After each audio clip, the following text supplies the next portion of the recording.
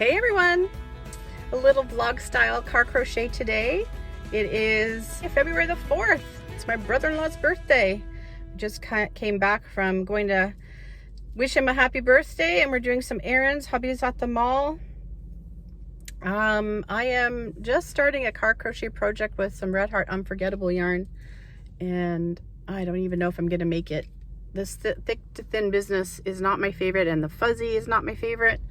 But hey, I thought maybe I could make one of those granny square cat ear type hats to keep someone cozy. We'll see how well that works out. Anyway, what I wanted to talk about. So when I was recording my podcast on Monday, January the 29th, it was getting really long because I was going back through, all the projects that finished up towards the end of December that hadn't already been discussed. And then I was, had a lot of catching up to do in terms of projects I made in January. So because I had done the vlog for Red Heart All-in-One Granny Square yarn separate, I basically cut out everything I had said about it in terms of what had happened over the whole week in which I'd had some of that yarn on hand and what I'd learned. So I'm going to insert a clip, a heavily edited clip, because I don't want it to take too much time, of what I was saying back when I recorded my podcast on January 29th, right here. I also wanted to do a little experiment. So I did this yesterday because by no means is it perfect every single time. I've found out over the week I've been working with this yarn, I have all of the hot stuff done. So there's 15 squares completed on that. And I'm into around 6 or 8 of these. And I did one in pond just to see the colorway. But yesterday morning, I decided to use my timer, and that's what the picture is. And I first made one of these using a 6.5mm hook. I've determined that when I'm like super hyped and ready to go, 7 works best for me because I pull on my stuff. It's just my habit. But if I'm just relaxed, it works out a little easier for me with a 6.5mm. So that's what this is. And again, the squares measure 6 inches when they're done. So it doesn't matter the hook size, it matters the tension. And then I did an experiment. So first, the night before, I chose colors, and I thought I'd kind of use their inspiration for how they were doing their colors. I'm getting 6 inches here as well, no problem. But this one took me substantially longer to do than this one. Personally, I'm just learning a lot about my tension, and it's showing me why things have happened the way they have for me in different crochet projects over the years. And I don't mind learning that. And the convenience of having the individual skeins, it's great. It's fun right now because it's new. Am I gonna choose to pay $11.67 for this yarn in a year from now? Probably not. So like I said before, all that Red Heart Super Saver Ombre I collected it on clearance. So over the time we'll see, but I don't know, it opens up other things. I don't know one day if they might decide to stripe something that's meant for C2C. I don't know if they might do that. I don't know if they'll come out with different colorways, but yeah, I've had fun with the yarn, and I've had fun looking at what other people are doing with the yarn. I don't know how you can be on YouTube the way we're on YouTube and still miss out on things, but I have found channels I didn't know were there. I have found inspiration to use the yarn in different ways other than granny squares, and I'll link some of those in the description box below as well. I'm just mostly laughing at my own self, because when I saw this big thing come out in the middle of December from Yarnspirations, I thought, oh, whatever, I won't pay that. At the time when it came out, it was $14.99 a skein on Yarnspirations for Canada. It's now $12.49, which is more user-friendly, but Walmart has it $11.67, and it's kind of like a toss-up because you could probably get a discount code on Yarnspirations, but then there's shipping to think of. With Walmart, we know that as long as we spend $35 in Canada, there's no shipping charge. So anyway, moral of the story is it's more than I would like it to be, but it's fun, and it does things that no other yarn I've ever had does. We'll see. Usually I'm such a go for clearance person, and then I've stayed away from going for clearance for a year plus now. So I'm behind in knowing what's really out there. And this yarn got such a push that I found out about it early on. But anyway, little experiments, still having a lot of fun. I have a little place in the yarn room where all my squares are being stacked, and now it'll be about trying to figure out what kind of projects I'm gonna make with them or what I'm gonna do next. I really see a lot of these being really cool with solid squares and then put on the diamond, these ones on the diamond. So I'll have to noodle that around and see what I can come up with. Okay, so I guess you get a little bit of the point of it. I'm gonna talk a little bit now, and if I already said this, because I don't remember exactly what I said, I'll eliminate this part if I already said it. But the most interesting piece to me was, I'm having no trouble working with the yarn. I am frogging the yarn from time to time to make sure that I hit the color changes. Even so, when I did a side-by-side time comparison, it took me about a third longer changing colors myself. So having pre-chosen the yarn, not counting the time it took me to come up with the colors, and I just used scraps, but sewing in the ends only on the rounds where the ends weren't the same as they would be for the all-in-one granny square yarn. It took me longer doing the granny squares myself. Now that's to achieve a 5 color change, 5 round granny square, which we don't need to do that all the time. I'm actually making some solid granny squares at home right now to go along with the all-in-one granny square yarn. But I'm having fun playing with it and playing with designing blankets for it. And I think those pops of color will be really nice, but all of the squares don't have to be like that. Another thing I'm planning to do with the yarn is keep one. So you know how on the labels it says that it's gonna be 14 granny squares you get? Most people are getting 15 every time. I've been getting 15 every time. So I figure if I keep at least one in each color from each skein, then I can do something fun like make a bag and have all of the different colors represented. I think a lot of these bright colors that don't have black in them will look phenomenal with black as a final round and as a joining color. So that's what I'm planning to do with some of those bright colors. And I'm still on the hunt for the black colorways. In terms of today, Sunday, February the 4th, Walmart is pretty much hit and miss. Yesterday my husband went to a bigger Walmart near us and he found me a few different colorways there, so he was able to get me some things. Interestingly enough, the things that it said they had online, the colorways it said they have, is not what he found in store. And the blacks continue to be the ones that are not available in store or online. So as far as I can tell, like I said, I found the listing right away when it became available online. As far as I can tell, the blacks have never been available to us. So will be interesting to see if those open up or not. And hubby's coming back to the car, so I'll pick this up in a bit. He's got another stop to make at the mall here, so he just put stuff in the trunk and he's off on his adventure continuing. Look, I got this much so far. Oh, it's blooming out, isn't it? Let me show you this side. There, that's better. So 6mm, these are the hooks I keep in my car bag, my car crochet kit, because they're so lightweight. Oh my gosh, the sun is crazy. There, I'm trying to get it on camera without the sun. They're so lightweight. I don't use them for their light upness. Someone gave them to me a few years ago, but they're very lightweight, so I don't really realize I'm not using my clovers. But yeah, I'm going to continue to play with this yarn over time. I have a little section in the yarn room to collect my skeins of it and also to collect my squares. And in terms of square count, I think I've completed 32 of them so far. 15 in the hot stuff that Crystal sent me, 15 in amethyst, 1 in pond, and 1 in, my husband and I have a running joke because I started calling it Tutti Frutti and that's not what it's called. It's the oranges with the deep magenta tone, and I forget what it's called. I'll put it on screen.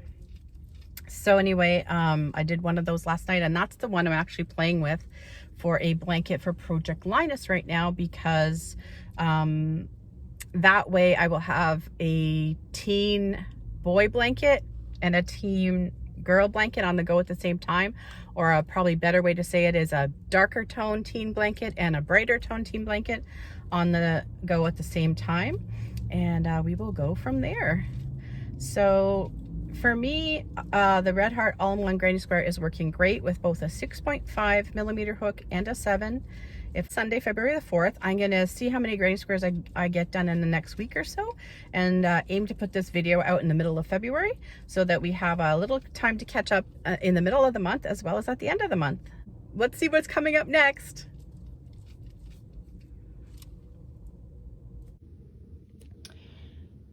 We are looking at some Caron 1 pound, and there's more. I'm not gonna make you dizzy, so I'll turn the camera and then I'll come back. Fighting the shadows a little. Wait, no. So already using this purpley color, which runs a little periwinkle if you put it with the blue, with the Hot Stuff colorway, but look how great it goes with the amethyst colorway. And then in here, originally, I was trying to match up with a couple of these that I also have a forest green of the 2017 style Caron 1 pounds, and I got a couple on clearance, but they were nowhere near the same density or thickness, if you want to call it. These older ones work up so much thicker. So anyway, they do work well with the granny square yarn color-wise, just by luck. Look how well these are gonna go with this colorway pond. So giving me lots of options for joining colors and solid grannies. So just doing some blanket planning and future planning with the Red Heart All-in-One Granny Square yarn and my Caron 1 pounds, which hopefully I will only have these ones left, and I don't mind those ones left because I can do pumpkins with them.